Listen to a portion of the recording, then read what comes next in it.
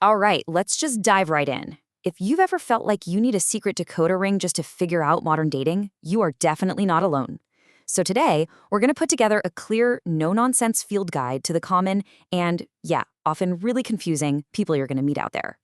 And look, it's a totally fair question, right?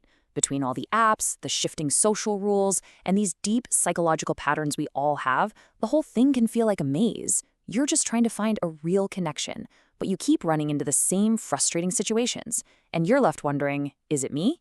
Is it them? Or is the whole system just broken? So, to make sense of all this, here's our game plan. First, we're going to map out the terrain in Welcome to the Dating Maze. Then, we'll get ourselves a psychological compass. After that, we'll build our field guide to archetypes, figure out how to spot a keeper, and finally, we'll talk about dating smarter, not harder. Okay, so let's start by picturing the modern dating world as this complex ecosystem. And trying to get through it successfully, it takes more than just good luck. It really demands a clear strategy and a whole new set of tools to see the patterns that are playing out right in front of us. So what are these new tools I'm talking about? Well, they actually come from the world of psychology. If you can grasp just a few key ideas, it's like having a compass that helps you understand why people act the way they do, so you can see past the surface behavior to what's really driving them. Our first tool, and honestly, it might be the most important one, is attachment theory. The big idea here is actually pretty simple. Our very first relationships, way back when, create a kind of blueprint for how we handle love and intimacy as adults. This internal working model basically dictates how close we're comfortable getting and how we react under stress. It's like this invisible software running in the background of all our relationships. All right, tool number 2 is something called the Big Five model of personality.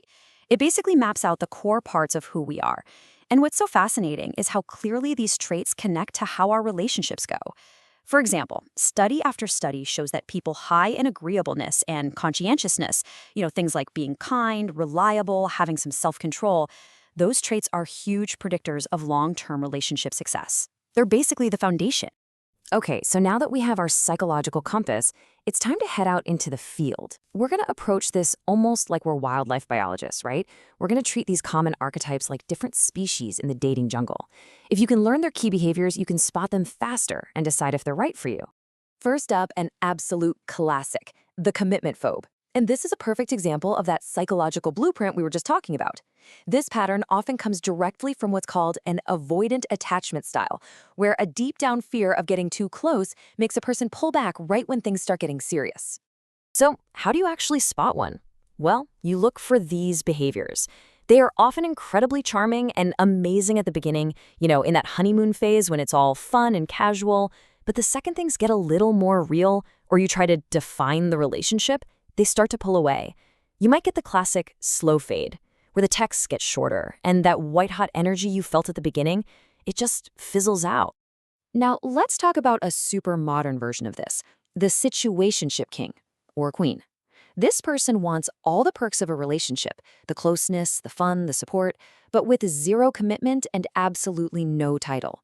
The name of their game is ambiguity. And if you're sitting there thinking, wow, this sounds really familiar, well, that's because it is. I mean, check this out. A whopping 90% of single Americans say situationships are just a normal part of dating now. This isn't some rare, niche problem. It's a mainstream thing. And if you've ever heard this line, I just want to see where it goes. Well, that's pretty much the theme song of the situationship. It sounds all chill and easygoing, but a lot of the time, it's really just a way to keep things in this permanent holding pattern so it never has to become something real. Okay, let's switch gears to a whole different category, the performers. These are the people who come on super strong with this overwhelming intensity. And first up, we've got the love bomber. Now this one's tricky because at first it can feel absolutely incredible, but it's often a massive red flag that's really about their own deep insecurities. So what does this look like in practice? The timeline is just way too fast. There are over-the-top gifts and attention. And a big part of this is something called future faking. They make all these grand promises about trips you'll take together or meeting their parents way, way too soon. Really, what they're trying to do is lock you in fast to get that intense validation before you have time to build any real, solid trust. So really, it all comes down to why they're doing what they're doing. What's their motivation? And this slide just lays it out so clearly. An egocentric person, like a narcissist, sees you as a source of fuel for their ego, something called narcissistic supply. But a secure partner, they see you as an equal, as someone to build a real, stable connection with. The difference is everything.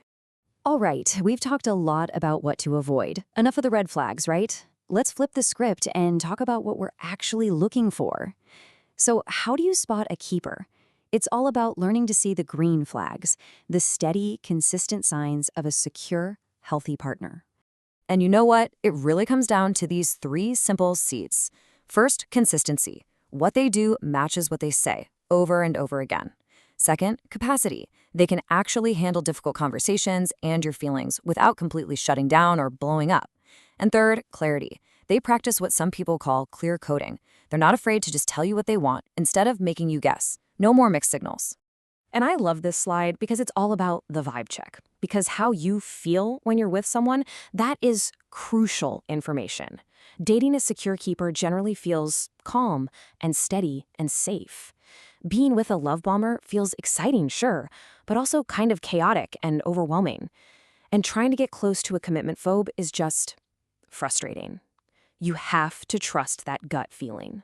Okay, so we've got all this info. Now what? How do we actually use it without driving ourselves crazy? Well, the last step here is a really important mental shift. This isn't about becoming an armchair psychologist who diagnoses everyone. It's about moving from diagnosis to discernment. And this, right here, is probably the most important takeaway of this whole thing. Instead of trying to label someone and saying he is a narcissist, which isn't that helpful, you just shift to observing the facts. He is showing narcissistic patterns. See the difference? You're not diagnosing their soul. You're just recognizing the behavior they are consistently putting in front of you. That simple switch in language is so empowering. So from now on, these are the questions you can keep in your back pocket. They really cut through all the noise and get right to what matters. Are they consistent? How do they actually make you feel? Calm or on edge? And can they handle reality when things get a little tough? You know, when you boil it all down, this whole field guide really leads to one final big question you have to ask yourself. In the long run, are you searching for the roller coaster of an intense, unpredictable spark or the quiet strength of a safe harbor?